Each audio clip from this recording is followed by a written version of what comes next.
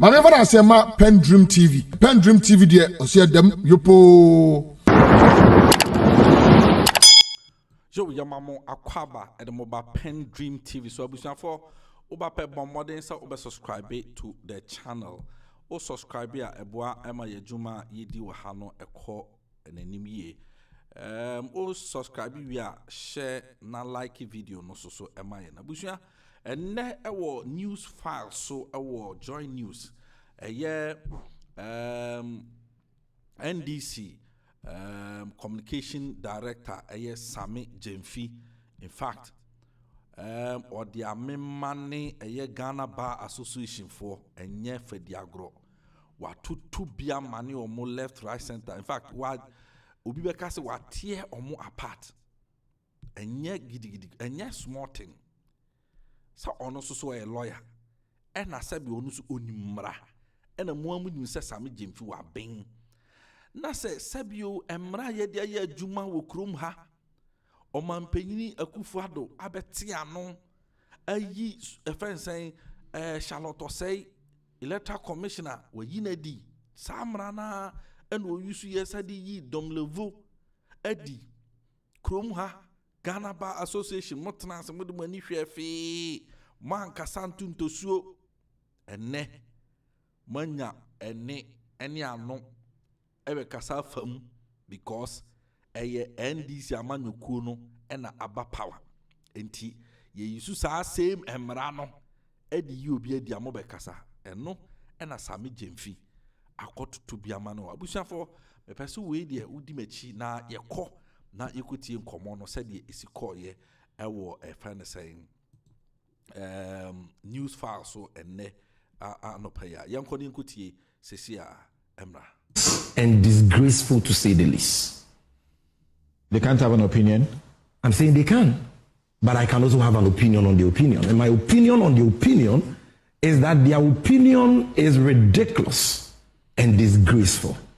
It is not born out of the law, but it is born out of their own determination to always re-echo the false and contrived narratives of the New Patriotic Party. And what they have done is to expose their true colors. Their true colors as an appendage of the New Patriotic Party.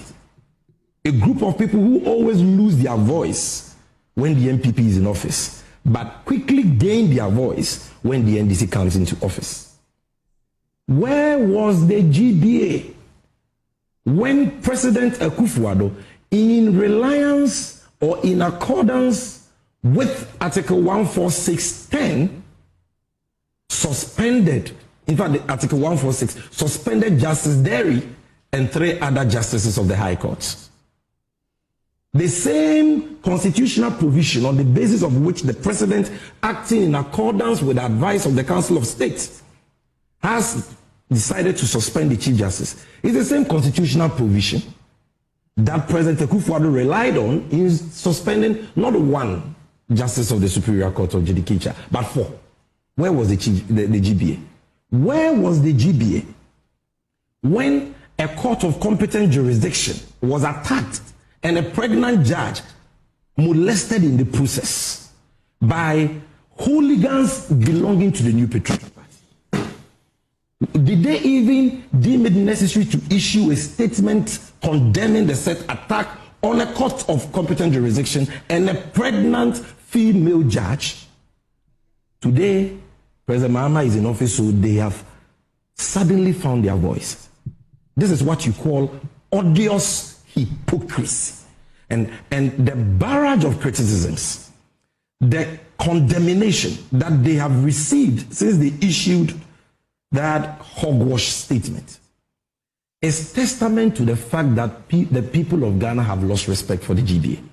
Look at how they have been made a laughing stock on social media and on all media platforms. Lawyers and non-lawyers ridiculing them, pointing at their hypocrisy, their duplicity. And I feel embarrassed to be a member of the GBA, and I don't think I will ever pay my GBA dues again. Because it is embarrassing to be part of this association. But you see, let's now go into the meat of the matter. President Mahama did not wake up one day to suspend the Chief Justice. He didn't wake up one day and said, look, I don't like the Tritekono, so you are suspended. This country is a democracy governed by the rule of law. And if our democracy will thrive, then we must uphold the rule of law and commend those who uphold the rule of law. The president was sitting there somewhere, as we usually say in our country, when 3 petitioners brought petitions to his office for the removal of the Chief Justice. These petitioners are not his family members. These petitioners are not his party members. These are ordinary citizens of Ghana who say that they are aggrieved by the unlawful conduct, alleged unlawful conduct of the Chief Justice. Persons who say that they have been victims of alleged acts of injustice by the Chief Justice. They brought petitions to the President under Article 146 seeking the removal of the Chief Justice. What was President Mahama supposed to do? What was he supposed to do? Throw the petitions away or ignore the petitions? When he has sworn an oath to uphold the Constitution, and a violation of that oath can even lead to his impeachment from office. Was he supposed to ignore the petition because Gertrude Tokono is above the law? No, he was not supposed to do that. He was supposed to act in strict accordance with Article 146. And 146 says, when you receive a petition like that as president seeking the removal of the Chief Justice, you shall mandatory in consultation with the Council of States determine whether the petitions disclose a prima facie case. And that is what President Mahama did. He wrote to the Council of States informing them that he intended to forward the petitions to the Chief Justice. He did so. The Chief Justice responded, filed a supplementary response. The President put all those responses together and forwarded the responses to the Council of State. In the case of Charlotte Osei, former EC chairperson, when he was being removed, under them, the President, who is a lawyer, refused to even give Charlotte Osei copies of the petition which was seeking her removal. The Chief Justice refused her copies of the petition. Correct. You have corrected yourself. It wasn't the job of the president to give her a copy. Yes, but after the president directed her to the right forum, the Chief Justice also refused her. She didn't even know who her accusers were. Yet a prima facie case was made against her. In the case of Gertrude Tokono, the president wrote to her. She asked for 7 days. President Mahama gave her 10 days. She filed her first response, filed a supplementary response. The Council of State had the benefit of her responses before advising the president that the petitions disclose a prima facie case. 30 out of 31 members of the Council of State. And we are talking about the Council of State, not NDC Functional Executive Committee. But the NDC people and the NPP people on the council. That council is made up of some of the most respected people in our society across the political divide. Some apolitical, some retired justices of the Supreme Court. 30 out of 31 said that the petitions disclose a prima facie case. Are we saying that all of them hate Gertrude Tokono? They are all NDC people suddenly? And you were wrong last week to have suggested that they determined a prima facie case in all the petitions and counts. No, I can read to you at least 4 counts, okay, in respect of which the president and the Council of State said no, these allegations don't disclose prima facie case. Oh, I can show you 4. So some of the petitions did not survive. Yes. Okay. Because some of the petitions had multiple counts. So you see, when people like some of the counts didn't stand. Yes. No, that's what we are talking about. We are talking about the fact that all 3 petitions succeeded. There were petitions. Some of the petitions were grounded on just 1 count, 1 allegation. Okay. Some of the petitions too were grounded on multiple allegations. There was one that had 21 plus another 4. And in some of the allegations, the president 4. I can tell you 4. The president said there was no prima facie case. So this is not a president who is on any vendetta agenda. The president has shown to be very consistent. When you which petition is this didn't get all the grounds? I have refused to publish these things because I think that the president should have released the prima facie decision on those petitions, and it would have silenced some of these people who are just. Does the CJ have a copy? Has she requested for a copy and she was not given? Is she supposed to request? She's a judge. When she heard in the news that petitions have been brought for her removal, she requested for copies of the petition. So when she was informed by the president that he has, in consultation with the Council of State, determined a prima facie case against her, why hasn't she written to? If I go to a court, and if she writes, if I go to a court and a judgment is made against you me, go and apply for the judgment. No, it will be read to me first. Then if I want, I apply. So why hasn't she applied? Or has she applied and she was not given? When I did, I can tell you. When look, I did the I can read Atlantic for case, you. Let me tell the you. CJ gave us There was an allegation. a copy of the prima facie determination. Daniel, so we knew what made this is the prima petition facie. of Daniel Ofori, count 12 and 13. It deals with the dismissal of one Mohammed Musa, a deputy chief registrar, High Court Tamale, and one Richard Boedi Echampon. The petitioner alleges that the dismissal violated the provisions of Article 151 of the Constitution. Findings: the petitioner has not established a prima facie case regarding these allegations. The documentation provided by the Chief Justice shows that the appointments were terminated on the advice of a committee set up to investigate the complaints against them. Should I give you more? Look, let me give you more. There was an allegation that the Chief Justice had interfered in the execution process of the Kaswa of Anko District Court in the case of Robert Sawai, operating under business in blah, blah, blah. The finding, a prima facie case has not been made in respect of consisting. The petitioner did not state when judgment was given, when the execution process commenced, or even the nature of the execution that the Chief Justice allegedly halted. Fair enough. This was a fair exercise of prima facie determination. They didn't just wake up and said, you brought petition, there is a prima facie case. 30 out of 31 members of the Council of State said there is a prima facie case. And the president said, I agree. And they recommended that, Mr. President, get the Chief Justice to step aside. Because you cannot combine your work as the head, the administrative head of the judiciary, with your rights, as a defendant in this matter. How is he going to concentrate on the most important job of justice administration? How? And is it not even possible that that privileged position can give her the opportunity to interfere with the ongoing So the investigation? demands are unfounded. Clearly unfounded, and not just unfounded, but illiterate. A Japamesa. Oh, illiterate to the GBA. Illiterate. The GBA of lawyers, 40, illiterate. 43 or 47 lawyers. That is what even makes it worse.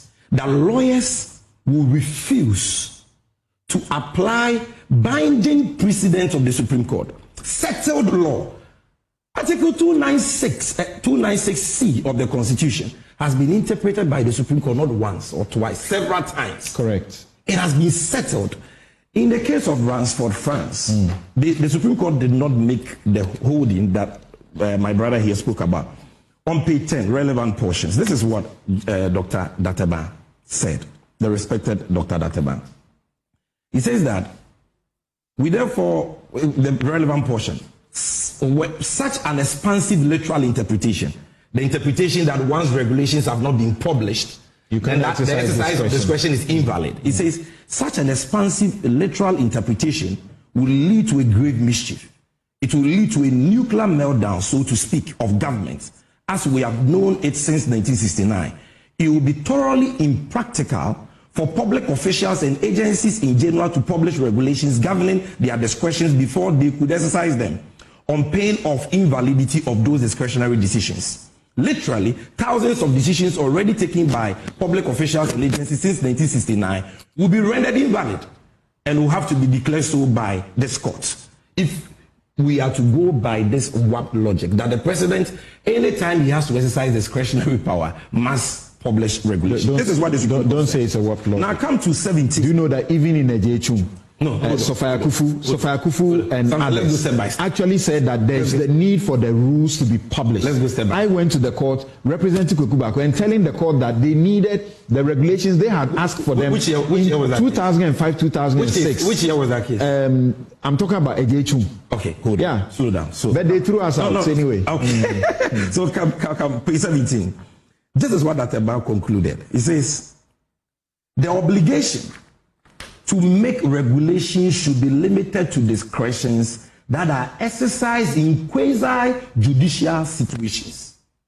By that I mean where adjudication is involved. What is adjudication? Adjudication is the determination and pronouncement of formal judgment on a disputed matter.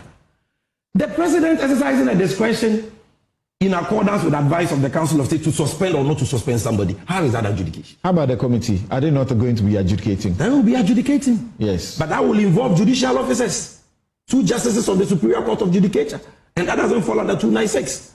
And even if it falls under 296, in this judgment, the Supreme Court says they can make their own regulations during the hearing of that matter.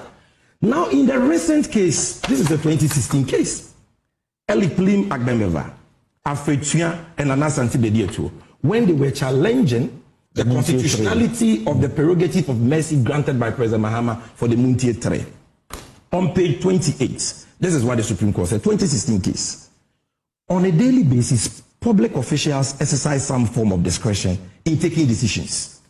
It would be inconceivable to suggest that in exercising such discretionary power, regulations must be published beforehand.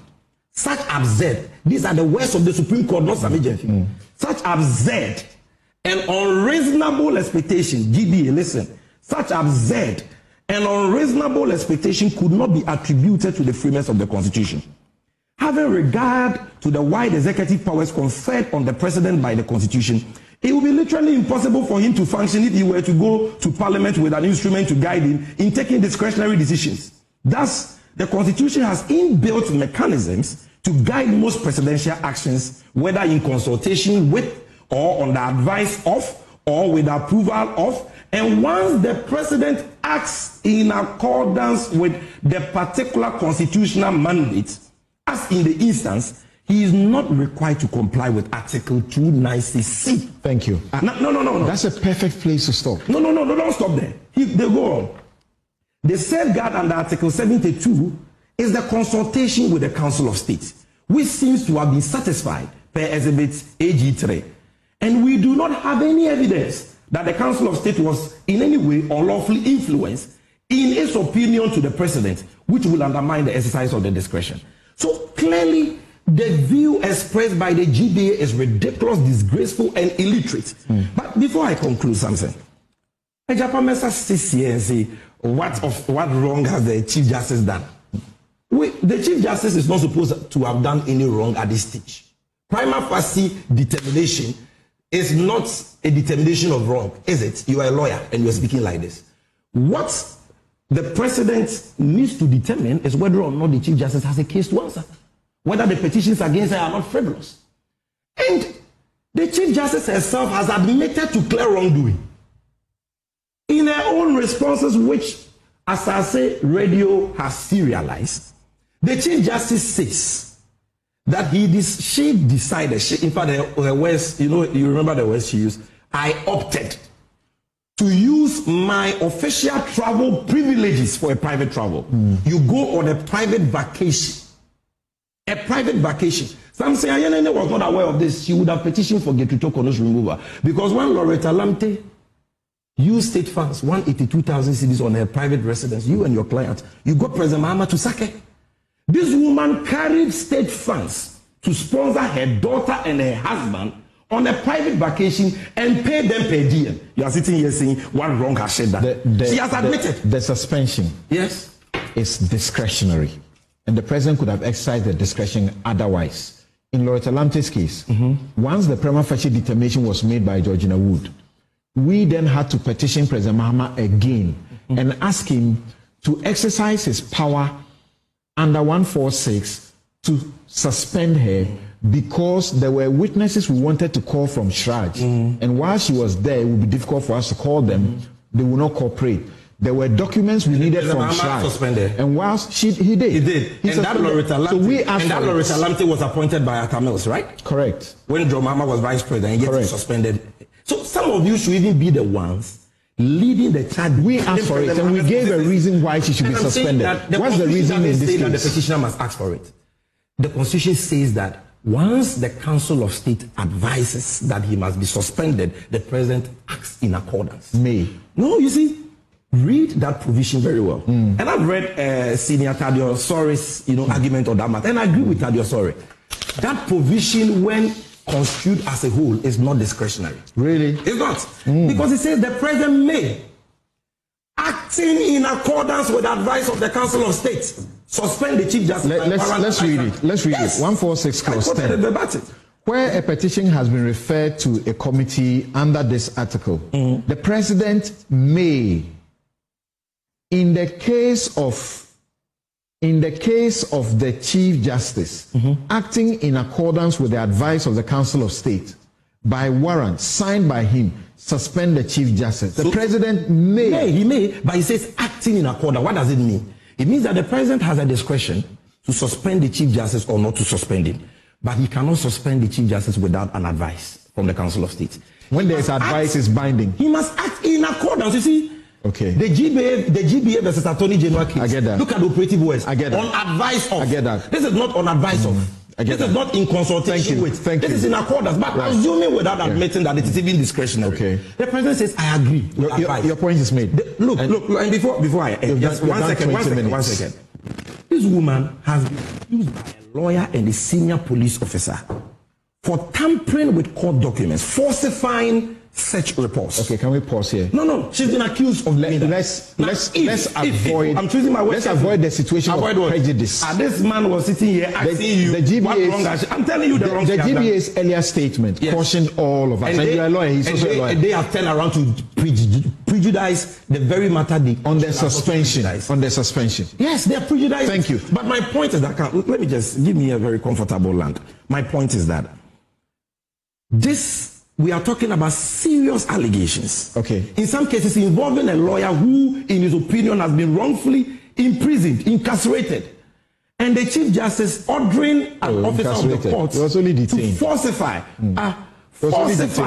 court evidence. Please, okay, thank you, Sammy. And you want this, Sammy, thank you. Hold it there. Thank you very much. Thank you very much. Now, thank you. Okay, so now let's bring in the political. So Abusa for and someone Sammy Gyamfi ekotena news file so na ene yede abramuno otumu se ujashos na enye easy watutu bi ankasa and nokra de baako nokra baako utu mutan kra baako aba yede botechi no yede boba Ghana Bar Association, yes, you will say, mo president CCI kasa no, Jogate ne yere, Honorable Jogate, now or aspirant, 2016 or aspirant or contested for flag bearer wanya, Papai ne yere, ene ene GBA, Ghana Bar Association for president. Enti enyem nwanwa se enne no enyoma bi se ekoso ewo honom na obia akofa nimguase kese e de abre eye GBA fo nyina. In fact de bia amanfo ka yese se unim na se wo ye wadwen se wo ye opinion fansay me fan say opinionated person ana se wo ye obia wososo ka biewom wo ye leader o koman mu na wo kopɛ ho asɛm ade wo ho kɔbɔ MPP fo ya wo bɛ soile wudin o wo bɛ say wudin because ese omo ba foma bedru sebe say ye da atechem ɛna omo gro ɛwɔ atechem to wo ni bia bɛ wa adwen sɛ oni omo bɛkɔ akɔgro no bɛkɔ akɔda atechem enya me nwanwa sɛ enne eye afenyo markings a ono ene ye minority leader minority leader, micro minority leader. Ono ankasa abegye tum say ene NDC is the most attractive party in Ghana. It is the most attractive party. Just a party obeka say ene akono NDC. Enti sa wodo hu ko bo party ya enya akono aye tan na sabio ene sika ntwetwe sika wowo ena omode nam ya abusia okoye ana obae enguasie ena obesoa ene enguasie kesie pa ena akoto Ghana Bar Association for ebinum members ni bi call say animanim ya no omon call for saying emergency meeting bi na sa resolution omo pass ye no omo ko twam kura prepam free omo book mu kura se omo anye bibia sa ada because agu omo anim ase ene lawyers ankamo no wo se mutimi gina foundation bi a ebetumi ama Ghana ni bi a obepagya na ni ahwe mu nsem a mo beka no anya rehemu no mummum na msabe ma beda na ho MPP affiliated commentators and a mono kasama MPP for a new woo a nimguasie. Shame unto Ghana Bar Association, shame unto you. And guasie na kamo poto mama manim nyama twitwi form ma food de mu bedinti mama eye efen sen obabesia eye efen sen jogate yire abedada mo amama matu anamo a emfa papa embre mo association no time abusafo aha ene yede yenkomo no enyina ebeba besi PENDREAM TV. You better also subscribe to the channel, like a video, no, now share to other platforms. No, almost so enya bi enhwe emayen. PENDREAM TV. You say edamu yopo. Dedi kama mamena PENDREAM TV ase. Na so far so good. Say open online portal e wo Ghana. Nipa share, nipa follow, nipa comment here. To my best of knowledge, without any biases, PENDREAM TV.